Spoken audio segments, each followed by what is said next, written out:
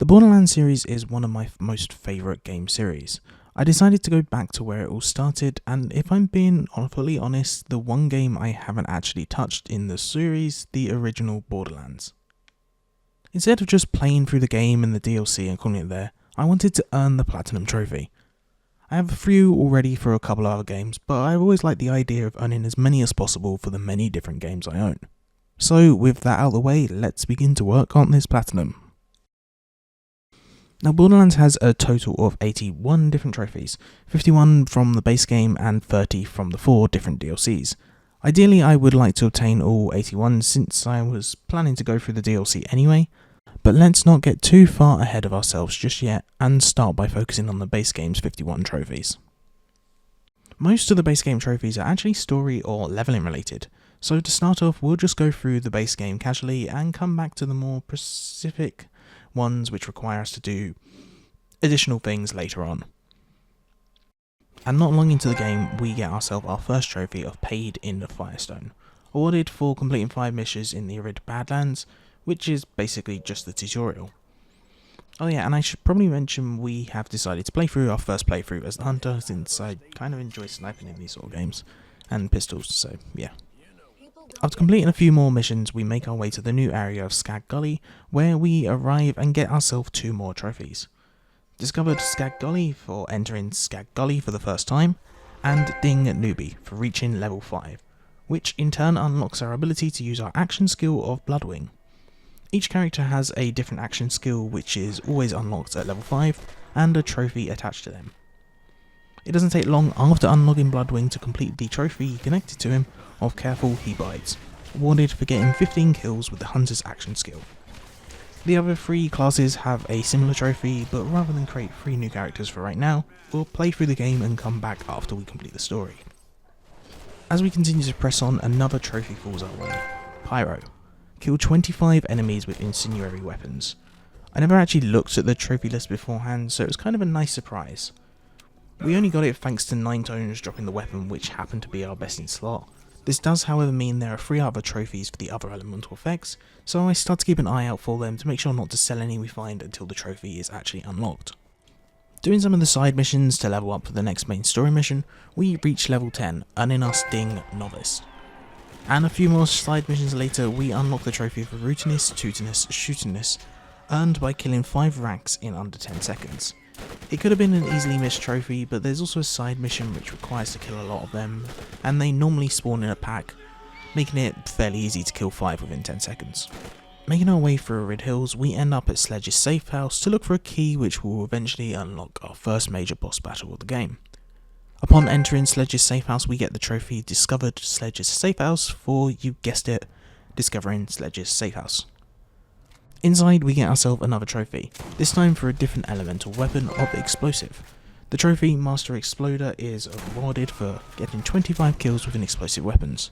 2 more elemental types left. At the end of Sledge's safe house we pick up the key we are searching for after a quick battle against a Roid Rage Psycho and some midgets.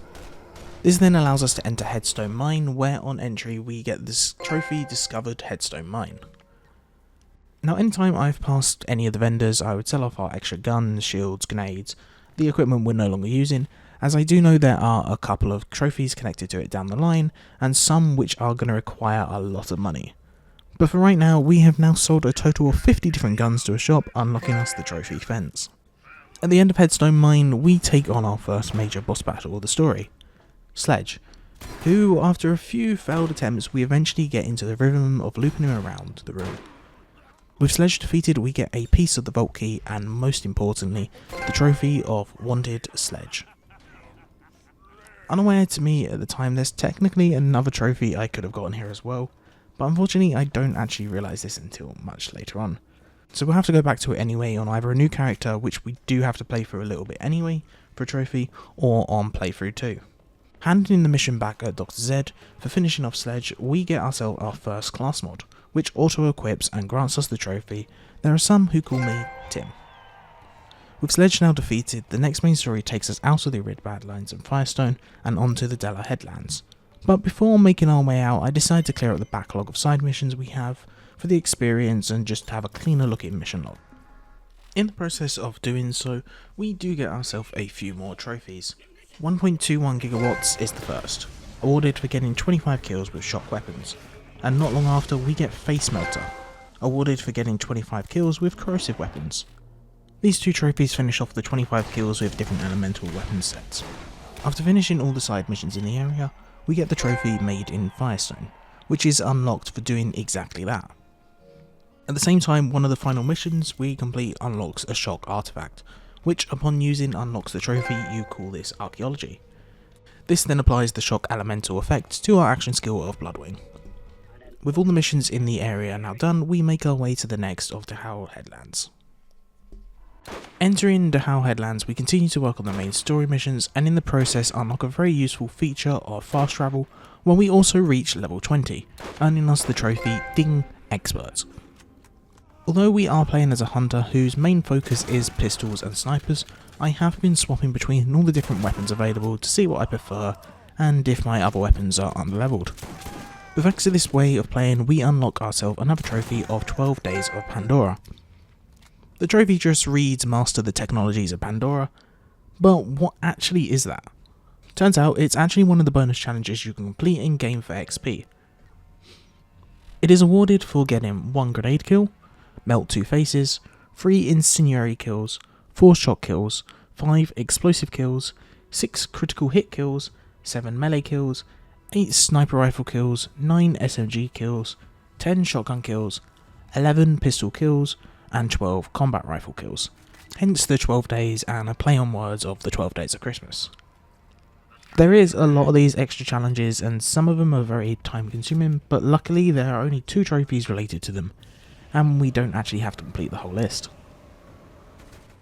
As we continue driving around the Dachau Headlands, we run over our 25th enemy, awarding Get a Little Blood on the Tyres. And 5 missions after arriving, we earn Paid in New Haven, awarded for completing 5 missions in the Rust Commons. Continuing on with the main story, we make our way to the new area of the Scrapyard, and just like previous trophies, when we enter a new area, discovered the Scrapyard is obtained. In the Scrapyard, we meet Crazy Hell, who we have to help in clearing out the bandits and spider ants located throughout the Scrapyard in order to get the second piece of the vault key, which he apparently has lying around. Throughout the extermination of the pests around Earl's Scrapyard, our pistol proficiency reaches level 10, unlocking the trophy Weapon Aficionado. Our next trophy isn't for quite a while, as we spend a good amount of time completing most of the optional side quests around the Rust Commons. It isn't until we make our way to Crom's Canyon to take down Crom, who stole the second piece of the vault key. Entering Crom's Canyon earns us the trophy Discovered Crom's Canyon. Fighting our way through, we eventually make it to Crom, the second major boss battle, and it's a pretty easy fight compared to the first major boss battle, and we take them out. Wanted Crom is then unlocked.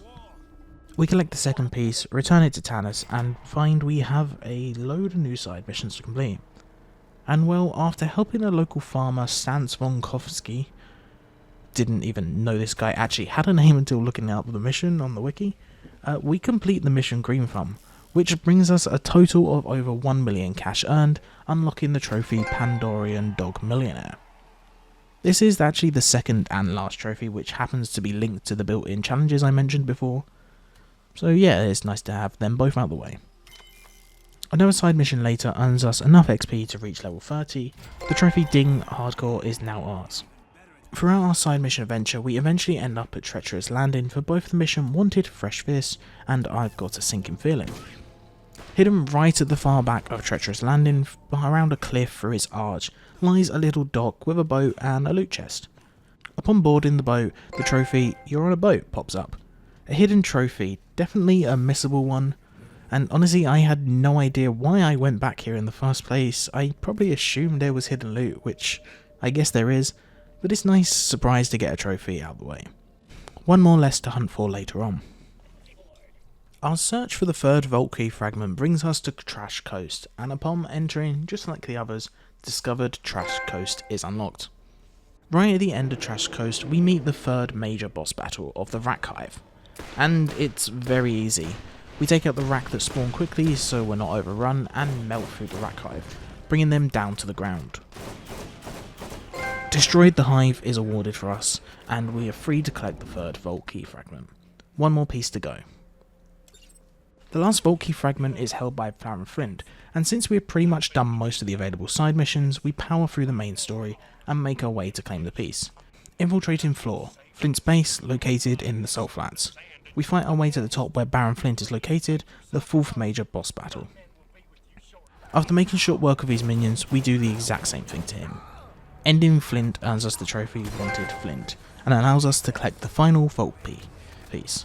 However, it turns out Flint never actually had one, and Tanis has actually betrayed us, and is working with the Crimson Lance. So we only have one option left to make our way to the vault and stop whatever the Crimson Lance are up to. So there is something I haven't actually mentioned as we've been playing through the story. Right at the start, Claptrap was shot by some bandits and we had to repair him with a repair kit. And throughout the whole game there has been many different Claptraps in almost every area in need of repair for a total of 12, which I've been doing every time I encounter one. I mean, they give a backpack space increase, so it's a no-brainer. And that brings us here to the Crimson Fastness. The final Claptrap has been repaired, awarding us a total of 42 inventory spaces, and unlocking the trophy fully loaded. Progressing through the main story and completing the mission, Find the Echo Console awards us the trophy Made in New Haven, given to us for completing every mission in the Rust Commons. And with that trophy, it means we have done every single side mission in the main game, and only have a few more main story ones remaining. As we continue going through the story, we enter the Crimson Lance Enclave, earning the trophy Discovered Crimson Lance Enclave. Shortly after, we make our way to the Iridian Promontory, earning the trophy Discovered Iridian Promontory. With nothing else left to do, we make our way to the vault and prepare to take on the final boss, the Destroyer.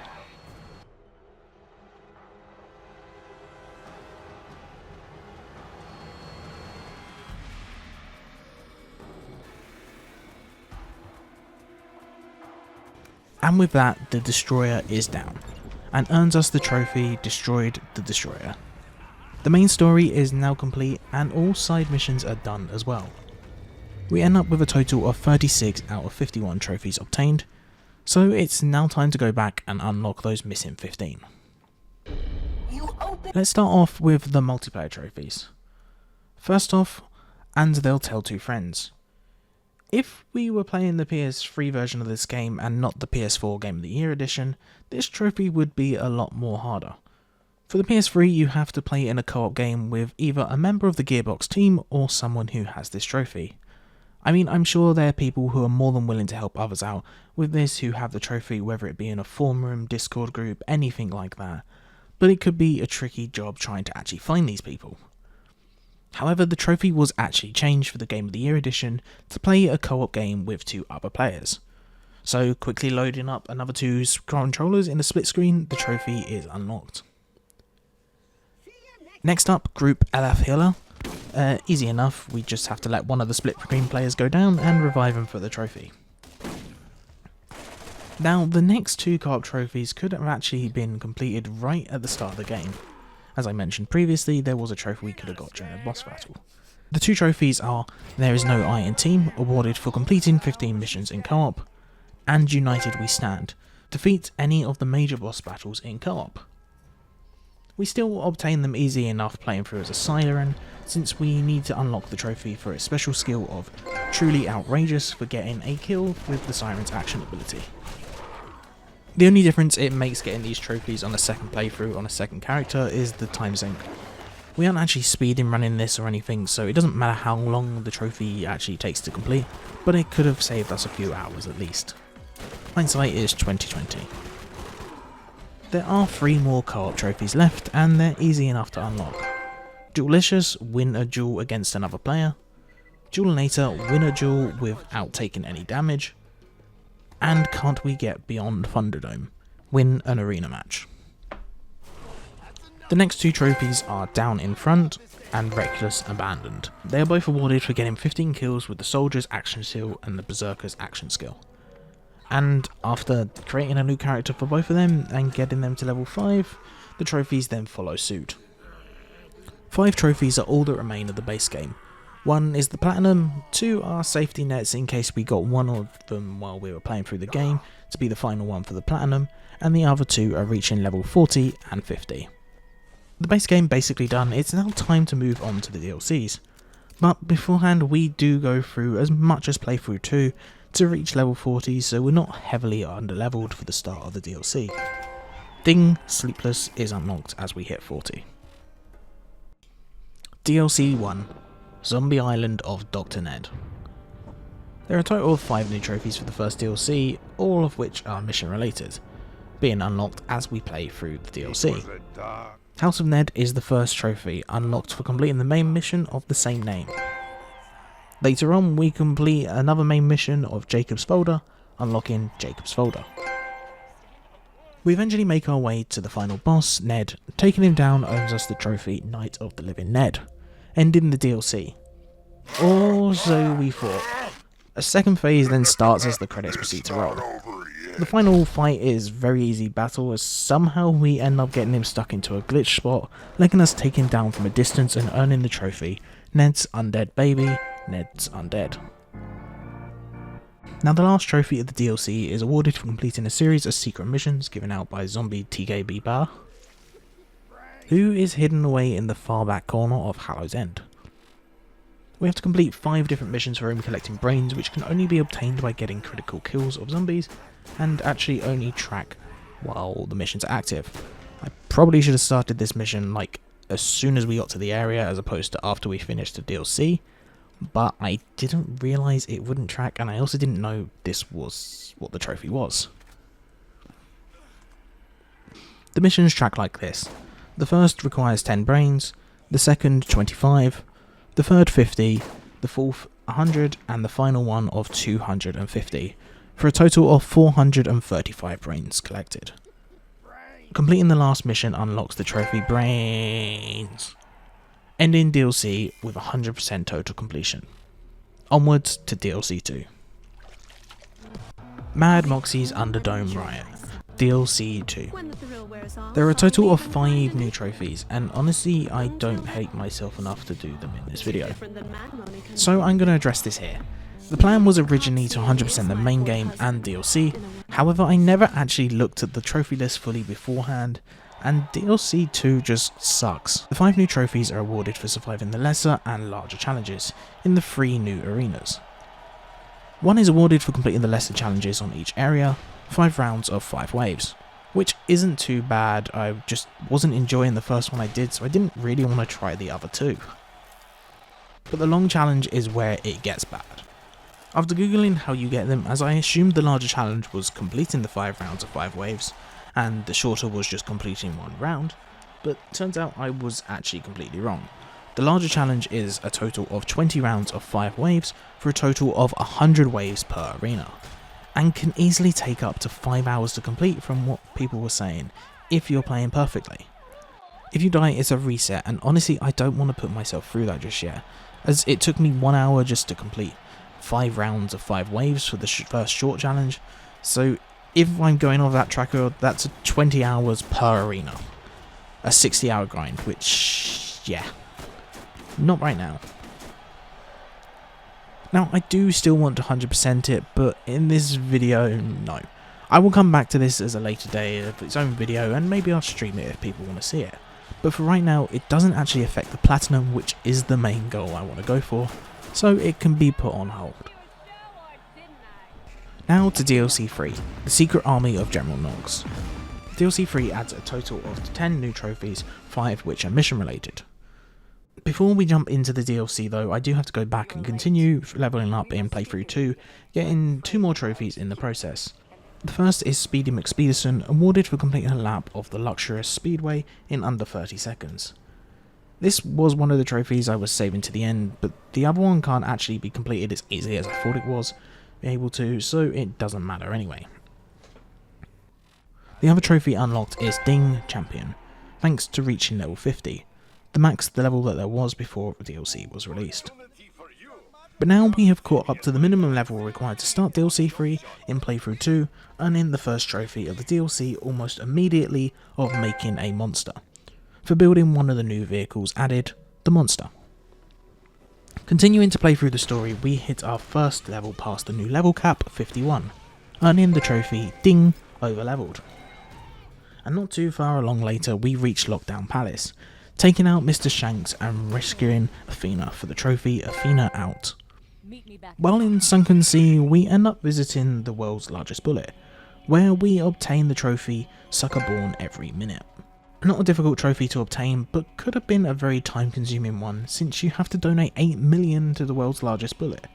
However, since we have been playing through playthrough 2, the gear and weapons have been a lot more expensive, most selling for like a minimum of 1 million anyway, and we have been over the max cash stack for quite a while at this point, so it hasn't dented our money at all, still saying we're over max cash.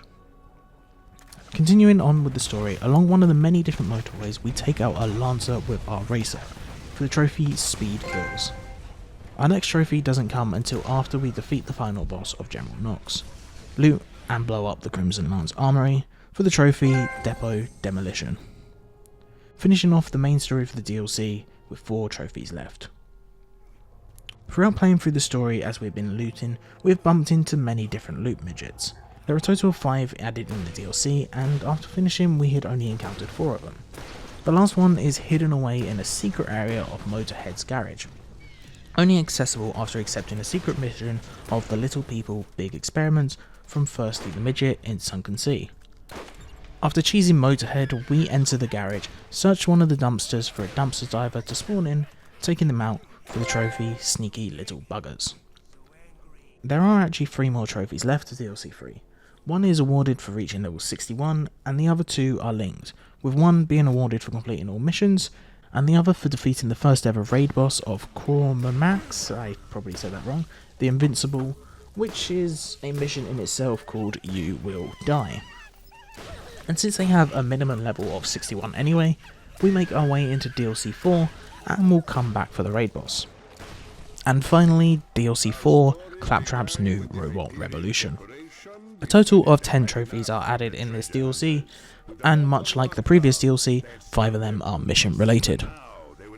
The first trophy we unlock in the DLC is actually a trophy from DLC 3 of Ding Overleveled to 11, awarded for reaching level 61. The first trophy we actually unlock in the DLC from the DLC isn't actually unlocked until right at the end of the story. We unlock It's So Realistic, awarded for collecting 5 3D glasses, which are a rare drop from the many different claptraps. There are actually a total of 4 trophies, each of which requires a different item to be collected, and honestly I don't think I've seen half the items up to this point needed for them, so that could be a problem. As we near the end of the story, we are met with a boss battle after boss battle after boss battle, which honestly none of them were too bad, and with each one earning us a new trophy. Knockstrap is the first trophy for taking out General Knockstrap, who gets stun locked with a few critical hits. Following up is Nedtrap for taking down Dr. Nedtrap, who just like their battle in the first DLC gets glitched for an easy kill. Steeltrap is the next trophy for completing Commandant Steeltrap, who just goes down in literally a few bullets. And with those 3 easy and quick boss battles out the way, we enter the final boss battle of Mega Interplanetary Ninja Assassin Claptrap, or Minac for short. But again, it's another easy battle, and after being destroyed, the second phase of INAC, which is the shortened version of Interplanetary Ninja Assassin Claptrap, comes out to fight us in their place. And it's just as easy, awarding the trophy Mutal Robot Lucian. I probably butchered that, but still. Oh, it translates to Death to the Robot Lucian. I just put it in Google Translate. I did not realise that. Anyway, for defeating the Claptrap and finishing the main story of the DLC. With DLC 4's story now finished, we go back to the trophies that we missed. Tourist is the first trophy we earn for finding all 6 Claptrap statues around.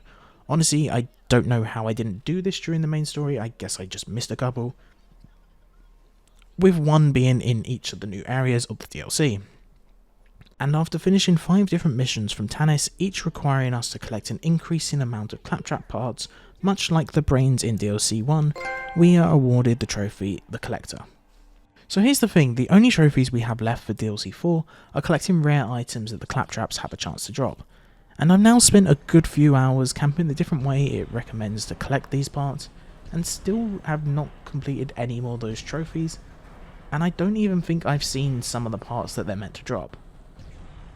For DLC 3, the last 2 trophies I have to obtain require us to defeat the raid boss, and after attempting the battle using the glitch spot as well, I still can't seem to damage his back whatsoever. I just can't seem to hit it, and I just keep dying. From the guides I've looked at, it reckons either a siren build so you can teleport behind to finish him off, or camping for a rocket launcher which you get from one of the main bosses, which I don't have either. Plus, DLC 2 being the nightmare that it is, I've decided to put all of these trophies on hold. I will come back to them as I do still plan to get the 100% eventually, but right now I don't have the time or patience to actually be camping the same thing for hours and hours on end when I could be more focusing on other videos and other ideas I have. I mean, I will likely stream this in the future if people are interested, and it will become its own video when it does eventually get completed. But for now, they're on hold and I'll just come back to them every now and then. But that doesn't stop us from getting the main goal of the Platinum Trophy. Going right back to playthrough 1, where we've killed our first ever skag, we jump on its head, and it in turn loves to jump out of the way. It was longer than it probably should have been. But eventually, enough damage later, and the skag is defeated for the final trophy of My Brother is an Italian Plumber. With that, the Platinum Trophy, Borderland Defender, is unlocked. And that is it, the end of that, kind of. Obviously the DLCs are not 100% finished, but we do plan to come back to them soon. But for right now, the main goal of the Borderlands Platinum is ours. If you enjoyed this style of video, let us know. I for one had a blast recording, writing the script and editing the video, and have a load more games I would like to try my hand at in the future, whether it be the sequels to the Borderlands games or just other games in general. So if you did enjoy and you've made it this far into the video, a like, comment, subscription, or all three would be great to let me know. But thanks for watching, and I will see you in the next one.